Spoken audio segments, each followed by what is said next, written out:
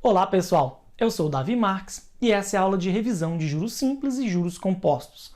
Esse é um conteúdo que aparece muito em vestibulares, no Enem e também é importante para a vida. Bom, o que são juros? Juros nada mais são do que valores que você recebe ou que você tem que pagar pelo empréstimo de uma quantia por um determinado tempo. Bom, quais são os elementos importantes, principalmente para a gente efetuar os cálculos? Bom, a gente precisa entender que a gente tem um valor inicial, um valor final, que a gente chama de montante, e tem a taxa de juros, que a gente precisa entender como é que funciona, o período, que é o tempo que demora para você efetivar essa operação, e também os juros, que é o valor em si, o valor absoluto que você vai pagar ou vai receber nessa operação. Ok? Bom, é muito importante o seguinte, sempre a taxa de juros e o período devem estar na mesma unidade. Se tiver unidades diferentes, a dica é sempre passe o período para uma unidade igual ao que está a taxa de juros. Nunca o contrário, porque em juros compostos isso dá errado. Ok? Bom, outra coisa que a gente sempre vai ter, independentemente do tipo de juros, é que o montante, ou seja, o valor final, vai ser aquele valor inicial, mais os juros que foram cobrados nessa operação. Então, essa expressão vale para qualquer tipo de juros, tanto simples quanto compostos. Beleza? Bom, juros simples. O que tem de específico para juros simples? O cálculo dos juros simples sempre ele vai ser feito sobre o valor inicial. Independentemente de quantas parcelas tiver, como funcionar, sempre o aumento que vai ter, os juros, ele vai ser calculado sobre o valor inicial. Essa é a característica de ser juros simples. Assim, os juros de cada período sempre são os mesmos, porque você sempre vai calcular uma porcentagem lá do valor inicial. E o valor inicial não muda, né? Então, o que acontece? Sempre, mês após mês, ou período após período, sempre o que vai aumentar vai ser o mesmo tanto. Olha só esse exemplo aqui. Ó. Letícia fez um empréstimo de R$2.000 para serem pagos integralmente depois de 4 meses a juros simples de 5% ao mês. Qual será o valor pago por Letícia? Bom, vamos tentar entender o seguinte. O valor inicial, o capital que a gente pode chamar aqui, é de R$2.000. E o valor final que a gente quer descobrir. Também a gente sabe que a taxa de juros é de 5% ao mês e vão ser 4 meses. Perceba que a unidade ali são 4 meses e a taxa é ao mês. Então, ótimo. A gente também gostaria de saber quais são os juros, né, nessa operação. Então, vamos pegar só essas informações, vamos organizar aqui e vamos tentar entender o seguinte. Primeiro, se é juros simples, o que vai ser cobrado todo mês é sempre a mesma coisa, que é 5% do valor inicial, de R$2.000. Então, 5% de R$2.000 é 5 sobre 100 vezes R$2.000. Se a gente fizer os cálculos, dá R$100. Ou seja, a cada mês que se passa, ela está devendo mais R$100. Se ela não pagar nada nessas prestações até o final, vai só aumentando a cada mês, sempre R$100. Vamos entender essa dinâmica aqui. Ó. Então, vamos deixar guardado aqui. Ó. Sempre os juros são de R$100. Então, vamos fazer aqui uma ideia, uma organização de um tempo. Então, o período que a gente tem aqui, ó, no tempo 0, tempo 1, 2, 3 e 4. No caso aqui são os meses. Então, ela começa com R$2.000. No tempo 0, quando ela pega o empréstimo, ela deve R$2.000. Depois de um mês, ela vai dever esses R$2.000, mais os juros que são calculados em cima desses R$2.000. Então, 5% de R$2.000, a gente já sabe que é 100. A gente vai somar. A dívida dela depois de um mês é R$2.000 mais 100, R$2.100. Bom, depois de mais um mês, ela já devia R$2.100. Vai aumentar quanto? Mais 5% de R$2.000, ou seja, mais 100. Então, a dívida dela depois de 2 meses vai ser R$2.200. Bom, mais um mês, ela devia 2.200, calculamos de novo 5% em cima do valor inicial de 2.000, então mais R$100 vai aumentar aqui na dívida dela, ok?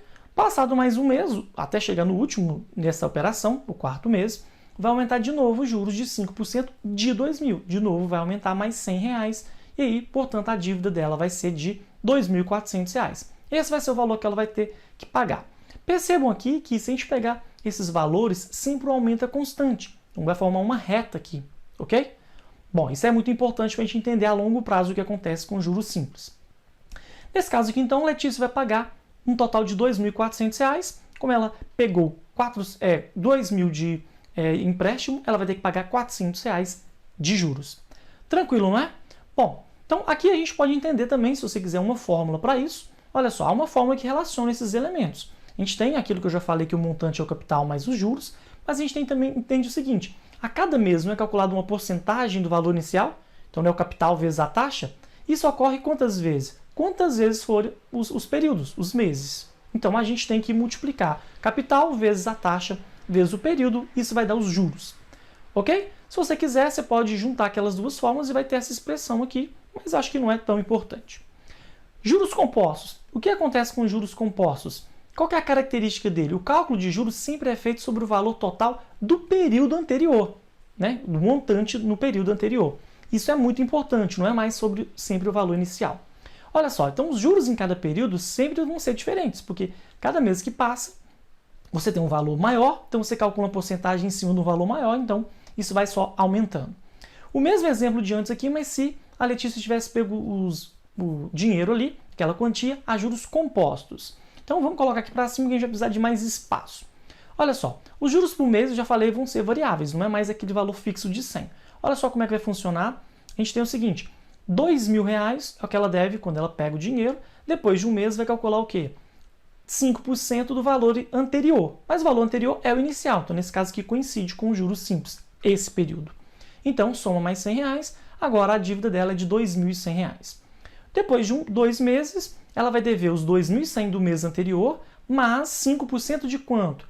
Não é mais do valor inicial, é 5% do valor anterior. Então 5% de 2.100, isso dá 105, então agora ela vai aumentar a dívida dela mais um pouquinho, vai para 2.205. Perceba que no primeiro mês o aumento foi de R$100, no segundo foi de 105.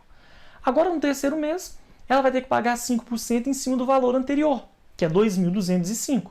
Isso dá 110,25, vai ser o tanto que ela vai aumentar na dívida dela. Então agora ela vai dever 2.315,25.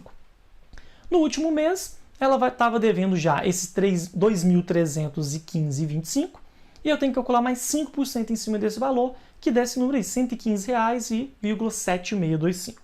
Então esse valor tem que ser somado ali o que ela já devia, e aí ela vai dever 2.431,0125. Ok? Bom, o que vai acontecer aqui? Perceba que agora essa curva não é mais uma reta. Por quê? Aqueles valores em amarelo estão aumentando cada vez mais.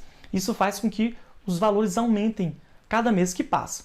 Então, esse tipo de curva aqui, não vou entrar em detalhes, mas é o que a gente chama de curva exponencial. Bom, então quanto que ela vai pagar? A dívida dela, que ela vai pagar depois no final de 4 meses, vai ser de R$2.431,01 ali aproximando.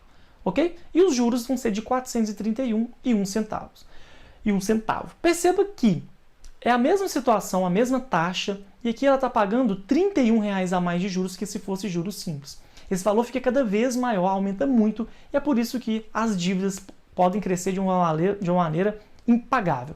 Da mesma forma que se você fizer um investimento, seus valores vão aumentar tanto que vai chegar um momento que o que você tem de juros por mês é mais do que você gasta.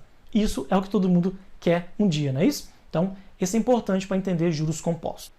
Bom, agora nós vamos analisar como é que funciona os juros compostos. Bom, de novo, lembre sempre que os juros vão ser diferentes nos períodos, porque são calculados em cima de valores diferentes. Como é que a gente faz para calcular? Existe essa fórmula que agiliza a sua vida se for uma situação simples, de pega um empréstimo e paga depois de um determinado tempo. Então, olha só, a fórmula que a gente tem é essa. Eu não vou entender detalhes por quê, porque aqui a gente tende a ser um pouco mais dinâmico, mais rápido. Aquela fórmula que a gente tinha antes, que M é igual a C mais J, continua valendo, claro, só que às vezes a gente quer saber quais são os juros. A gente isola o J, J é M menos C. Tranquilo, né? Outra coisa importante, até para a gente entender aquela fórmula anterior, é fator multiplicativo.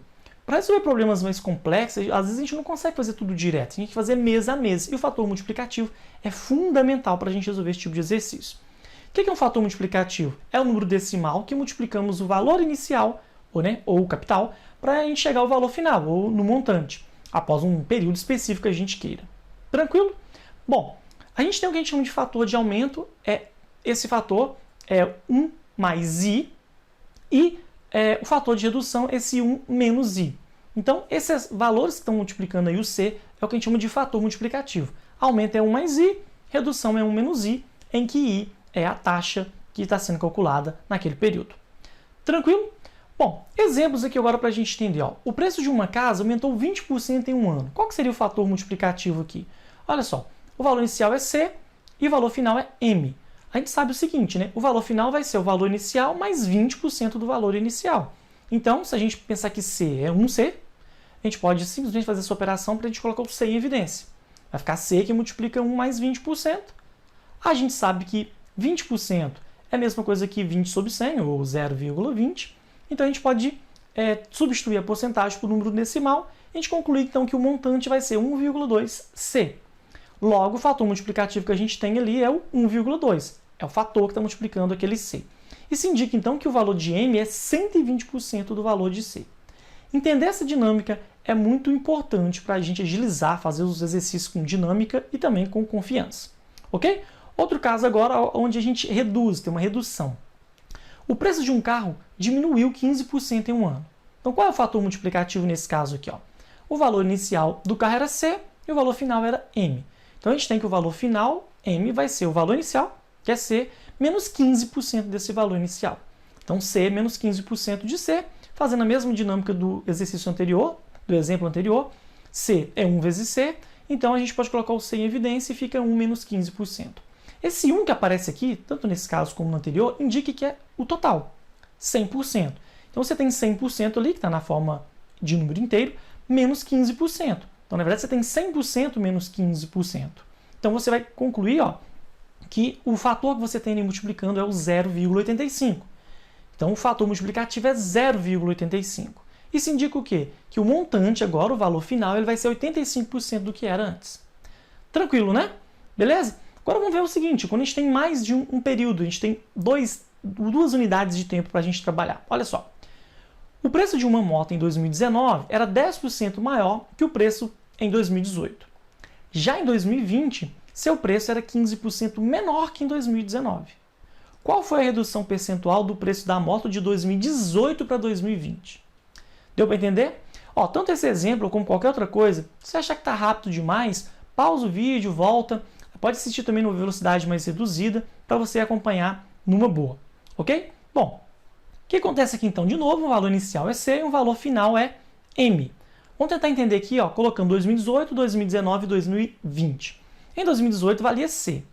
De 2018 para 2019, não teve um aumento de 10%? Então o que vai acontecer em 2019? Vai ser o fator multiplicativo, que é 1 mais a taxa, no caso ali é 10%, que multiplica C. A gente pode reescrever isso aqui na forma decimal, 1,1 vezes C. Aí vai acontecer o que de 2019 para 2020? Vai ter uma redução de 15%. Então vai ficar o fator multiplicativo agora 1 menos 15% do valor anterior. Então, vezes 1,1C. Bom, de novo, se a gente passar para a parte decimal e fizer essas contas, a gente vai concluir que o valor em 2020 vai ser 0,935 vezes C. Ou seja, isso é 93,5% de C. Mas perceba que esse montante, comparado com o valor lá de 2018, que era um valor inicial, era 100% de C, agora a gente tem então 100% de C, tinha em 2018 100% de C, e agora nós temos 93,5% de C. Isso indica que teve o quê? Uma redução de 6,5%. Então, o preço da moto reduziu 6,5% de 2018 para 2020. Bom, o que ajudou a gente a resolver essa questão foi o fato da gente ter usado o tempo ali, 2018, 2019, 2020, facilitou bastante. Então, a linha do tempo ela é muito importante, tem um tópico que você tem que prestar atenção. Ela ajuda a gente a organizar as informações para a gente entender realmente o que está acontecendo. Bom, se ao passar do tempo houver um aumento, o fator que a gente tem que fazer é o quê? Multiplicar por 1 mais i. Então, sempre você faz a linha do tempo, se à medida que o tempo passa, o valor aumenta, de uma unidade de tempo, de um período para o próximo, a gente tem que multiplicar por 1 mais i. Cada unidade, cada período que a gente andar, a gente multiplica por 1 mais i. Tranquilo, né? Vamos ter exemplo envolvendo isso também. Agora, se à medida que o tempo passa e houver uma redução, o fator que a gente tem que utilizar vai ser 1 menos i. Então, sempre de uma unidade de tempo para o tempo seguinte, a gente tem que multiplicar por 1 menos i. Bom, o que mais? Então, além disso, o que é importante? Sempre que você precisar fazer uma operação andando no sentido crescente, você tem que multiplicar por esses fatores, dependendo se for um aumento ou uma redução. E se você estiver andando no sentido decrescente, voltando no tempo, você tem que dividir. Fácil, né? Andou para a direita no tempo, multiplica. Para a esquerda, divide. Se é um aumento, à medida que o tempo aumenta, se for um aumento, a gente tem que multiplicar por 1 mais i. Se é uma redução, multiplicar por 1 menos i. Bom, então, fazendo um resuminho dessa forma, tá aqui no cantinho, qualquer coisa você pausa e vê se você entendeu realmente o que está acontecendo aqui. Bom, então exemplo 6 envolvendo a linha do tempo e os outros critérios também. O valor de um celular à vista é R$ 800. Se o cliente quiser, pode fazer o pagamento em 2 prestações, com o primeiro pagamento em 30 dias e o segundo em 60 dias. Se a loja cobra 5% de juros mensais e a primeira prestação será de R$ 500, qual será o valor da segunda prestação? Bom, um erro que as pessoas cometem aqui é já calcular em cima daquele valor inicial. Não faça isso, organize primeiro, tente entender o que está acontecendo. Olha só, linha do tempo. Então eu tenho o mês 0, que é quando é efetuada a compra, mês 1 e mês 2. Bom, então aqui a gente vai pensar no valor. Qual que é o valor que ele deve no tempo 0? R$ 800. Bom, qual que é a primeira coisa que vai acontecer aqui? Ele vai aumentar 5% para você chegar no mês seguinte, e aí você paga R$ 500.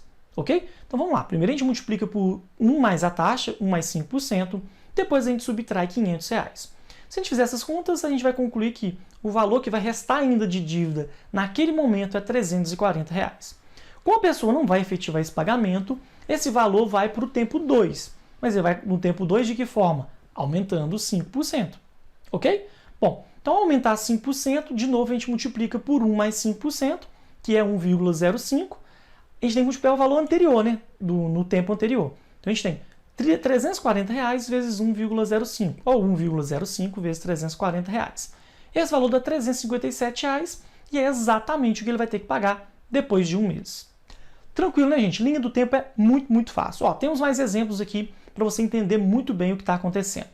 Olha só, uma loja vende um tênis à vista por R$ 660, ou em duas prestações iguais de R$ 360, uma no ato da compra e outra 30 dias após. Qual é a taxa de juros mensais cobrada no pagamento parcelado? Bom, vamos de novo organizar. Tempo 0 e tempo 1, só coloquei esses dois porque tem o tempo onde se compra e 30 dias depois. Como que vai ser o valor a pagar? No tempo 0, você teria que pagar R$ 360, ok? Você pode colocar aí o valor a pagar, o valor que você ainda tem na dívida, depende do que for mais fácil em cada exemplo. Nesse caso aqui eu estou colocando o valor que vai pagar. No tempo 0, tem que pagar R$ 360. Bom, como é que funciona então no segundo, depois de um mês? Bom, você tira R$ 360 da sua dívida, beleza? Que era 660, tira 360 e aí esse valor vai ser multiplicado por 1 mais a taxa e a gente não sabe a taxa, a gente quer descobrir, beleza? Ou seja, os R$ 300 que você não paga de entrada, tem que ser cobrado juros em cima desses R$ 300 para depois de um mês, já que você está ficando um mês sem pagar. Esse valor tem que ser o mesmo valor da primeira parcela, que é R$ 360. Então, R$ 300 mais os juros que você vai ter que pagar, tem que dar os R$ 360. Bom, como é que a gente faz isso então? Só equacionar. 300 vezes 1 mais i é 360. Se você resolver essas contas, você vai passar o 300 dividindo, dá 1 mais i é 1,2, é o fator multiplicativo, e significa que o i é 0,2, ou seja, 20%. Ou seja, a taxa de juros mensais que está sendo cobrada nessa operação é de 20%. Tranquilo? Vamos para o último exemplo aqui agora, que é do Enem 2017. É uma questão literal, a princípio é bem difícil, você assusta com o enunciado, mas não é difícil, é bem tranquilo. Olha só, o empréstimo foi feito à taxa mensal de I%, usando juros compostos, em 8 parcelas fixas iguais a P. Então, teoricamente, se você fazer a linha do tempo, a gente colocaria tempo 0, 1, 2, 3, 4, 5, 6, 7, 8, ok? Bom, e aí a gente teria a parcela P em todos os períodos de 1 até 8. Mas falou o seguinte, ó, o devedor tem a possibilidade de quitar a dívida antecipadamente a qualquer momento, pagando para isso o valor atual das parcelas ainda a pagar. Após pagar a quinta parcela, resolve quitar a dívida no ato da sexta parcela. Então lembra, ele vai pagar tudo que ele deve na sexta parcela ou depois, naquele momento. Então os juros cobrados da sexta para a sétima e da sétima para a oitava devem ser retirados, porque ele não vai ficar com esse dinheiro esse tempo todo. Ok? Aí está perguntando qual é a expressão que corresponde ao valor total pago pela quitação do empréstimo. Vamos montar a linha do tempo aqui? Olha só. Parcela de número 6, número 7, número 8. As outras parcelas não são interessantes para a gente, nem a quinta, tá, gente? Ele quitou a quinta e na sexta ele vai quitar o resto. Então, importante para a gente são essas parcelas. Qual vai ser o valor a pagar? Bom, se ele pagasse naquele momento, ele ia pagar parcela P ali na parcela 6, depois P de novo na parcela 7 e P de novo na parcela 8. Mas isso não vai acontecer. A parcela 7, ele vai fazer o quê? Ele vai pagar ela no tempo 6. Isso significa que a gente está andando no sentido decrescente, né? Voltando no tempo ali com a parcela. Ao fazer isso, a gente tem que dividir. Bom, como normalmente, à medida que o tempo vai passando, a dívida dele aumenta, significa que então que é uma situação de aumento.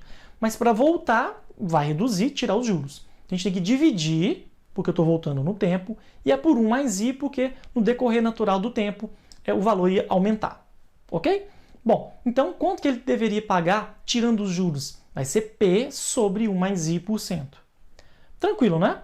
Então, esse é o valor da 7ª parcela, paga no tempo da 6ª parcela.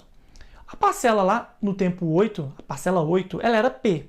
Como eu vou ter que voltar 2 unidades de tempo, eu tenho que fazer o quê? Eu tenho que passar do tempo 8 para o tempo 7, eu divido por 1 mais i%. Do tempo 7 para o tempo 6, eu divido de novo por 1 mais i%, portanto, eu divido por 1 mais i% ao quadrado. Então, eu vou ter essa expressãozinha aqui. Pronto. Esses três valores que estão aqui na vertical, P sobre 1 mais i% e P sobre 1 mais i% ao quadrado, são as 3 parcelas, já contando, retirando os juros depois da 6ª parcela. Tranquilos? O que vai acontecer nesse momento? Eu tenho que somar esses valores para obter o valor que ele vai pagar lá na 6ª parcela. Então, basta eu somar. Pronto, simples, essa seria a expressão. Bom, você vai olhar na alternativa, não tem a expressão dessa forma. Então, a gente precisa mudar um pouquinho aqui. Olha só, primeira coisa que a gente vai observar, eu posso colocar um P em evidência, porque todas as alternativas têm um P em evidência. Ok? Vai sobrar essa expressão. E aí você já tem uma ideia como é que funciona. Tudo que a gente precisa fazer aqui agora é trocar i% por i sobre 100, porque i% é i sobre 100. Se a gente fizer isso, a gente vai ter essa expressão que é o item A. Tranquilo, não é? Não é tão complicado assim. Bom, é isso então. Espero que vocês tenham acompanhado. Qualquer coisa, volta, vê o vídeo com calma, repita, tenta fazer o exercício de novo. Isso vai ajudar muito vocês. Ok? Se você gostou do vídeo, dê like, se inscreva no canal, que sempre tem vídeo bacana para você aqui.